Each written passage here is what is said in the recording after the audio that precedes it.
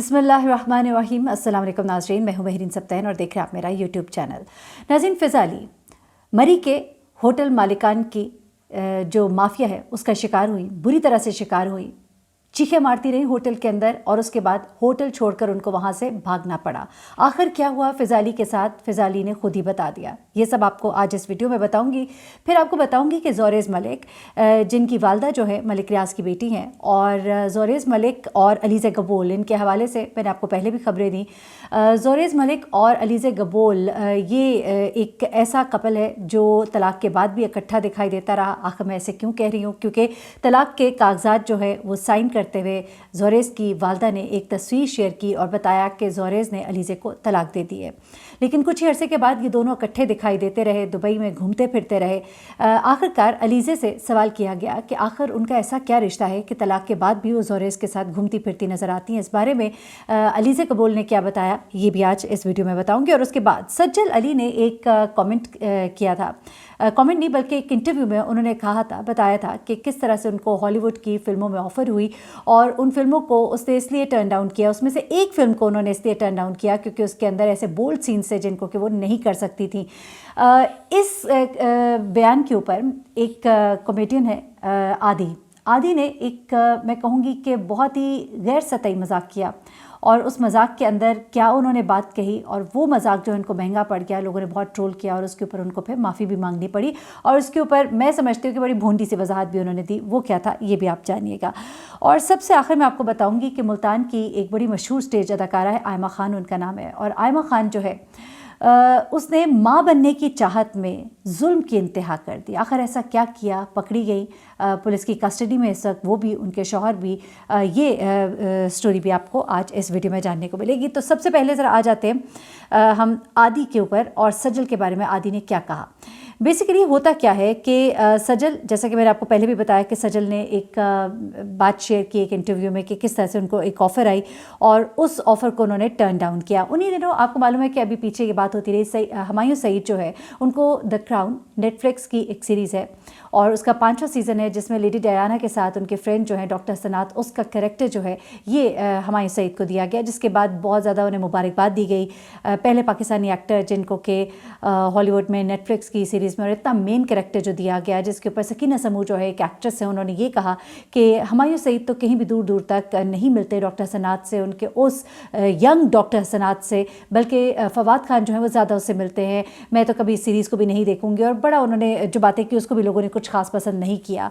ये कहा कि फुप्पो जेलस हो गई हैं और इस तरह की बातें जो भी, जिस तरह आपको पता है सोशल मीडिया के ऊपर की जाती है। ऐसे में आदि जो है उन्होंने एक अपना जो है कहना चाहिए किरदार जो है वो निभाया। और जिस तरह कि वो मजाक करते हैं, मजाक करते हुए हमें ये ख्याल रखना चाहिए कि हम ना किसी के जज्बात को ठेस पहुँचाएं, ना ही गैर सतही मजाक करें, ऐसे मजाक करें जिनके ऊपर फिर लोग जो है उनको बुरा भला कहें और उनको आकर वजाहत भी देनी पड़े और माफ़ी भी मांगनी पड़े।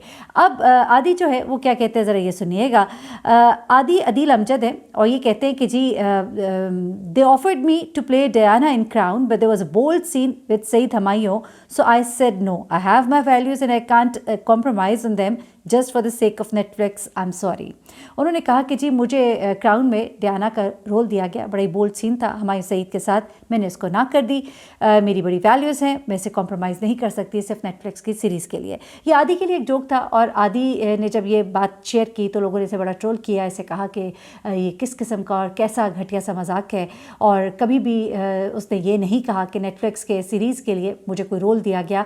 आपने जिन लोगों ने अगर फॉलो किया हो नेटफ्लिक्स की सीरीज़ द क्राउन को, तो उसके अंदर डायना का किरदार निभाने वाली जो एक्ट्रेस है वो कोई और है। और उसके बाद ये 5वें सीज़न के अंदर उनका कैरेक्टर जो है वो हसनात के साथ, डॉक्टर हसनात के साथ आएगा, जहाँ पर कि उनका एक मैच्योर कैरेक्टर है।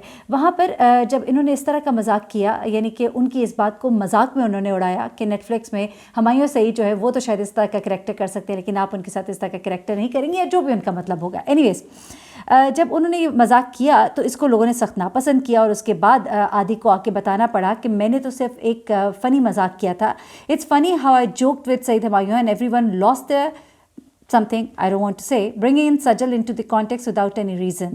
आगे लिखते हैं lots of laughter. अच्छा जी, वो कहते हैं कि बड़ा मज़ाहिया ये बात है कि मैंने तो एक जोक किया था हुमायूं सईद के साथ और हर किसी ने मुझे बुरा भला कहना शुरू कर दिया। कहते हैं जोक समझना पड़ेगा, समझाना पड़ेगा। Joke was the I got offered to play Diana in a Crown. एक तो जब तक मोटरसाइकिल के मुंह वाले टाइप जोक ना करो सबके ऊपर से निकल जाते हैं। सज्जल अली किसी की बात तो इतना सीरियस ना लें, मैं इतना अक्लमंद होता तो आज मैं होता नहीं। एनीवेज, आदि ने अपनी शर्मिंदगी को कम करने की कोशिश की और आदि ने कहा कि भाई अब तो जोक समझाना भी पड़ेगा, मैं तो अपने ऊपर एक मजाक कर रहा था। और सज्जल जो है वो कभी इस बात को इस तरह से सीरियस नहीं लेंगे, लेकिन आदि आपको क्या पता सज्जल ने शायद इस बात का बहुत बुरा मनाया हो। आपको ऐसा जोक फिर करना ही नहीं चाहिए जिसको कि समझाना पड़े, क्योंकि आप अगर जोक कर रहे हैं और आप पब्लिक में उस चीज़ को शेयर कर रहे हैं तो कम से कम इतना तो होना चाहिए कि लोगों को समझ आए। और फिर जोक जोक होता है और किसी का मजाक उड़ाना, आपने बेसिकली सज्जल की बात का मजाक उड़ाया था। मैं कोई सज्जल की साइड नहीं ले रही, लेकिन किसी के भी बारे में ऐसा मजाक करना जो है ये गैर मुनासिब है, ये मैं समझती हूँ। आप लोगों की क्या राय है आप ज़रूर बताइएगा। अब दूसरी स्टोरी की तरफ आती हूँ। दूसरी स्टोरी जो है वो आयमा खान के हवाले से है, जो कि मुल्तान की एक मशहूर स्टेज एक्ट्रेस है। माँ बनने की ख्वाहिश में आयमा ने जुल्म की इंतहा कर दी, एक और माँ से उसका बच्चा छीनने की कोशिश की। और अभी तक तो ये वन साइड स्टोरी है। इसके ऊपर पुलिस का एक और मौक़िफ़ भी आया है जिसमें ये कहा जा रहा है कि बेसिकली ये रैंसम का केस यानी अगवा बराए तावान का केस है। लेकिन दूसरी स्टोरी ये भी बताई जा रही है कि ये बच्चा जो है पालने के लिए, अपनी गोद जो है हरी करने के लिए ये बच्चा जो है ये अगवा किया गया। आयमा खान, उसके हस्बैंड, उसके ब्रदर इन लॉ को इस किडनैपिंग में जो है गिरफ्तार किया गया है। एक बच्चा जिसको कि दिल्ली गेट मुल्तान से अगवा किया जाता है। अब ये मामला क्या है ज़रा ये सुनिएगा। बेसिकली नकीबुल्ला जो है, जो कि मियाँ गुल का बेटा है, वो मिसिंग होता है दिल्ली गेट मुल्तान से। और उसके बाद उसके वालिद जो है पहले खुद ढूंढते हैं, फिर पुलिस को बताते हैं और उसके बाद पुलिस जो है इसकी सर्च शुरू कर देती है। पूरे जो शहर के अंदर कैमरास लगे होते हैं, सेफ्टी कैमरास, उनसे जब चेक किया जाता है तो मोटरसाइकिलिस्ट जो है वो उनको आइडेंटिफाई मतलब वो पहचाने तो नहीं जाते, लेकिन दो मोटरसाइकिलिस्ट पता लगता है कि वो आते हैं और इस बच्चे को वहाँ से किडनैप करके ये गायब हो जाते हैं। उसके बाद पुलिस जो है वो मुख्तलिफ CCTV कैमरास की मदद से और एक बड़ी जिसे कहना चाहिए कि इस बड़े पैमाने पे इसकी तलाश की जाती है। और उसके बाद फाइनली इन्वेस्टिगेशन के थ्रू पता लगता है कि आयमा खान, उसका शौहर मुदस्सिर और उसका ब्रदर इन लॉ जो है मुजफ्फर, इन्होंने इस बच्चे को अगवा किया। अब जब रेड की जाती है आयमा खान के घर पे तो वहाँ से ये बच्चा उन्हें मिलता है और साथ में उस बच्चे को फिर उसके पेरेंट्स के हवाले तो किया जाता है। अब यहाँ पर बातें जो सामने आ रही हैं वो ये है कि बेसिकली स्टेज एक्ट्रेस ने अब से 4 साल पहले रिनाला खुर्द में 4 साल पहले शादी की और वो उसके यहाँ औलाद नहीं थी और डॉक्टर ने उसको बता दिया था कि उसके यहाँ औलाद नहीं हो सकती। फाइनली वो इतनी डेस्परेट हुई कि उसने, अब सोर्सेज ये बता रहे हैं, पुलिस जो है वो कह रही है क्या, वो भी आपको बताती हूँ। इसने 5 लाख रुपए अपने ब्रदर इन लॉ को दिए और उसे कहा कि वो उसके लिए बच्चा किसी भी तरह से हासिल करे बाय ऑल मीन्स। खान के इस रवैये पर उसका शौहर और उसका ब्रदर इन लॉ जो है वो दिल्ली गेट से इस बच्चे को अगवा करते हैं और लाकर इसको दे देते हैं। अब पुलिस जो है वो ये कहती है कि बच्चे को अगवा किया गया था तावान के लिए, लेकिन जब सस्पेक्ट से इंटेरोगेशन की गई है, जब इससे सवाल जवाब किए गए तो उनका जो मौक़िफ़ है वो ये है कि ये बच्चा जो है ये पालने के लिए गोद लिया गया था। लेकिन एक कहानी जो है अभी तक जो सामने आ रही है वो यही है कि अपनी गोद हरी करने के लिए किसी और की गोद उजाड़ने वाली आयमा खान, जो कि मुल्तान की एक मशहूर स्टेज एक्ट्रेस है, इसको गिरफ्तार कर लिया गया है और अभी कार्रवाई को हर रुख से जो है देखा जा रहा है। अगली खबर की तरफ आती हूँ और वो खबर है जनाब किसकी, फ़िज़ाली की। फ़िज़ाली जो कि मरी जाती हैं और मरी के हवाले से आपको मालूम ही है कि वहाँ पे जो अंदोनाक वाक़या पेश आया, जो सानेहा मरी है, वहाँ पर जो लोगों की ज़्यादा डेथ्स की वजह, उसकी बहुत बड़ी वजह ये होटल माफिया हैं। लोग जो है होटल जो जाके ठहरना चाह रहे थे लेकिन वो वहाँ पे ठहर नहीं पा रहे थे क्योंकि उन्होंने किराए वहाँ किस कदर बढ़ा दिए थे कि 2 वाले कमरे 50-50 हज़ार रुपये में दिए जा रहे थे। अंडा जो है 500-500 हज़ार रुपये का दिया जा रहा था। लोग मजबूर हो गए थे गाड़ियों में रात गुजारने पर और इसकी वजह से एक बड़ी तादाद में लोगों की जान का नुकसान हुआ। यहाँ पर जब ये तमाम बातें सामने आती हैं, वहाँ अदाकारा फ़िज़ाली जो है वो अपने साथ पेश आने वाला मरी में वाक़या शेयर करती हैं और कहती हैं कि अभी कुछ दिन पहले वो लाहौर आई थी एक शूट के लिए और वहाँ से उन्होंने प्लान किया कि चूँकि बर्फ़बारी हो रही है तो हम भी मरी चलते हैं। ये इन्हीं दिनों की बात है जिन दिनों ये वाक़या पेश आया है, मरी का जो सानिया पेश आया है। अब वो कहती है जब हम वहाँ पर पहुँचते हैं तो उनके साथ क्या होता है। पहले तो उन्होंने एक पूरा तरीक़ाकार बताया कि आपको जब आते हैं तो आपको क्या क्या ख्याल रखना चाहिए। उन्होंने कहा ग्लोरिया जीन्स मैकडॉनल्ड्स आपको पता है मॉल के ऊपर बिल्कुल सामने सामने, कहती चूँकि वहाँ पे 2 वे सड़क है, वहाँ तक तो अप्रोच आपकी ईजी होती है। उसके बाद आप जब आगे जाते हैं सिंगल रोड हो जाती है तो उसके बाद गाड़ियों के फंसने का डर ज़्यादा होता है, खौफ ज़्यादा होता है। तो हम शुरू के एरिया में रुके, वहाँ पर वो कहती कि हमारा बहुत ही बुरा एक्सपीरियंस रहा। हमने एक एरोमा कैफ़े नामी होटल था वहाँ के हमने कमरे वगैरह जो नेट पर देखे, हम वहाँ पर गए, लेकिन जब हम वहाँ पर गए तो हमने देखा कमरे बिल्कुल वैसे नहीं थे, लेकिन हमने पैसे दे दिए, 20,000 रुपये किराए में हमें वो एक कमरा मिला। उसके बाद वो कहती हैं कि जब हम कमरे में गए तो हमें पता लगा जी पानी नहीं है। हमने जब होटल मालिकान से शिकायत की तो उन्होंने कहा कि अभी कुछ देर में पानी आ जाएगा। कहते हम काफ़ी देर वेट करते रहे, 3-4 घंटे, लेकिन पानी ना आया। अलबत्ता हमने चाय जो पी तो 3 कप चाय का बिल 2,000 आया, और हम हैरान हुए कि सिर्फ 3 कप चाय तो बड़े से बड़े होटलों में भी अगर पिए तो 2,000 रुपये उसका बिल नहीं आता। कहती हैं कि इसी दौरान में फिर पानी की जब ज़रूरत महसूस हुई और पानी नहीं था बाथरूम में, तो हमने जाके जब शिकायत की और हम बड़े इस पर गुस्से भी हुए कि हमें तो 4 घंटे पहले कहा गया था, अभी तक पानी नहीं आया। उसके बाद वो कहती है कि मैंने बड़ा शोर मचाया, चीखना हमने शुरू कर दिया, मैंने चीखना शुरू कर दिया। उसके बाद वो कहती है कि हम जब बड़े हैरान भी हुए, शदीद गुस्सा आया और हमने उनसे मुतालबा किया कि हमारे पैसे वापस किए जाए, लेकिन मैनेजर वहाँ से भाग गया था। फिर कहती है मैंने कभी किसी को फ़ोन, कभी भाई को फ़ोन, कभी अपने जो जान पहचान के लोग हैं उनको हमने फ़ोन करने शुरू कर दिए, लेकिन इंतहाई बुरा रवैया था होटल मालिकान का। ना हमारे पैसे वापस किए गए, हमारे से बुरा सलूक किया गया। और ये होटल माफिया जो है वो बहुत ही बड़े बड़े सियासतदानों के हैं और बड़े बड़े लोगों के हैं। ये मरी के लोग तो सिर्फ 10% है, बाकी सारे जो है होटल माफिया, उसके पीछे बड़े बड़े अमीर लोग हैं जो पाकिस्तान के मुख्तलिफ शहरों में रहते हैं। तो ऐसे में उन्होंने ये भी कहा कि अब चूँकि मरी का ये जो वाक़या हुआ है तो आप लोग ज़रूर नाम लें, होटलों के नाम लें जो लोग ये इस तरह की हरकतें कर रहे हैं, जिस तरह कि मैं नाम ले रही हूँ, उन्होंने कहा।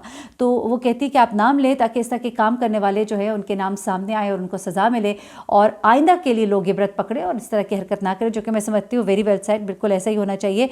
क्योंकि लोगों को पता होना चाहिए कि अगर ये किसी के साथ गलत करेंगे तो अगले चुप नहीं रहेंगे, खामोश नहीं रहेंगे।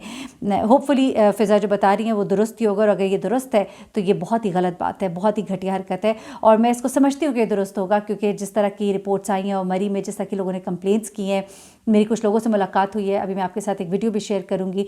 मेरी खातून से मुलाकात हुई है जिन्होंने बताया कि उनके साथ मरी में किस कदर नारवा सलूक हुआ इन्हीं दिनों में जिन दिनों ये सानिया मरी पेश आया था। अगली खबर जो है अलीज़े कबूल और ज़ोरेज़ मलिक से मुताल्लिक है। बेसिकली अलीज़े कबूल और ज़ोरेज़ मलिक की शादी होती है, इसको ये खुफिया रखते हैं, लेकिन उसके बाद ज़ोरेज़ मलिक की जो वालदा है वो बड़ी नाराज़ होती है अपने बेटे के ऊपर, वो नहीं पसंद करती ज़ोरेज़ की ये शादी अलीज़े के साथ, और अलीज़े को एक बुरी करैक्टर की लड़की और इस तरह के नामों से पुकारती रहती हैं अपने इंस्टा अकाउंट के ऊपर। ऐसे में वो फिर ज़ोरेज़ की एक तस्वीर शेयर करती हैं जिसमें वो तलाक के पेपर साइन कर रहे होते हैं, जिसके बाद खामोशी हो जाती है। लेकिन ये सुनने में आता है कि अलीज़े कबूल ने खुदकुशी की कोशिश की, लेकिन उसके बाद वो सर्वाइव करती हैं। लेकिन कुछ ही अरसे के बाद ज़ोरेज़ और अलीज़े जो है एक साथ इकट्ठे दिखाई देना शुरू हो जाते हैं, और अब वो प्रोमिनेंटली अपनी पिक्चर्स जो हैं जो पहले हाइड की जाती थी, अब इकट्ठे अपनी तस्वीर जो है शेयर करते हैं। ऐसे में इस बात पर उनकी वालदा बड़ी गुस्से होती है ज़ोरेज़ की, और कुछ कमेंट्स वगैरह और कुछ बातें जो है अपने पोस्ट वगैरह शेयर करती है, जिसमें वो अलीज़े को एक गलत करैक्टर की लड़की भी कहती है और अपने बेटे के ऊपर भी गुस्सा करती है कि तलाक देने के बाद भी जो लेजिटिमेट रिलेशनशिप में है अलीज़े के साथ, और इन तमाम बातों के ऊपर अपने गुस्से का इजहार करती रहती है। लेकिन इसके बावजूद ये दोनों जो है अपनी तस्वीर जो है वो शेयर करते रहते हैं और इस बात से झिझकते हरगिज़ नहीं है। ऐसे में एक दिन लाइव सेशन हो रहा होता है, अलीज़े कबूल उस सेशन में उससे एक सवाल किया जाता है, और इस सवाल का जवाब उन्होंने क्या दिया और अपने और ज़ोरेज़ के रिलेशनशिप को एक तरह से कहिए कि क्लियर किया उन्होंने कि बेसिकली इन दोनों का रिलेशनशिप है क्या, ये क्यों दोनों इकट्ठे दिखाई देते हैं। तो मैं आपको बताती चलूँ, होता कुछ इस तरह से है कि अलीज़े से सवाल किया जाता है कि आप दोनों का रिलेशनशिप क्या है, जिसके जवाब में अलीज़े कहती है, पहले तो हंसने का एक लॉट्स ऑफ लाफ्टर लॉल्स लिखती हैं, और उसके बाद वो कहती हैं कि मेरा और ज़ोरेज़ का ताल्लुक़ जो है मियाँ बीवी का है, और उसने उसके बाद ये बात शेयर की कि वो एक पेपर पे साइन हुआ था और उसके बाद आपके पास एक ड्यूरेशन होता है जिसके अंदर आप रिकंसाइल कर सकते हैं। वो कहती हैं this question has to be addressed as people can be very dumb to figure out on their own at times. ठीक है जी, वो कहती है कि इसका जवाब देना बड़ा ज़रूरी है क्योंकि लोग बड़े डम्प होते हैं कि वो खुद से नहीं फिगर आउट कर सकते। वो कहती है कि in Islam it's all about नियत, इस्लाम में बात नियत की है, and not signing the papers you don't wish to. कहती है कि अगर आप किसी पेपर को साइन नहीं करना चाहते तो वो उसका कोई मतलब नहीं होता, ये सिर्फ नियतों की बात है। Secondly, if that happens you've got 90 days to reconcile and take papers back, so alhamdulillah we're married, hope this answer serves right to everyone's curiosity। ठीक है जी, वो कहती हैं कि हम लोग शादीशुदा हैं और 90 दिन का टाइम होता है, अगर कभी आप इसका पेपर साइन भी कर दें, अगर इन 90 दिन के अंदर आप एक दूसरे से रजू कर लेते हैं तो फिर तलाक नहीं होती, और हम दोनों अल्हम्दुलिल्लाह मैरिड हैं। और डेफिनेटली जो लोगों के जहन में क्यूरियोसिटी थी वो यकीनन ख़त्म हो गई होगी। तो जनाब ये थी कुछ खबरें। आपके साथ मैंने शेयर की। यकीनन कोई खबर मिस आउट नहीं की है। मैं देख रही थी कि कुछ रह तो नहीं गया। अपना बहुत ख्याल रखिएगा, अपनी दुआ में मुझे भी याद रखिएगा। अल्लाह हाफ़िज़।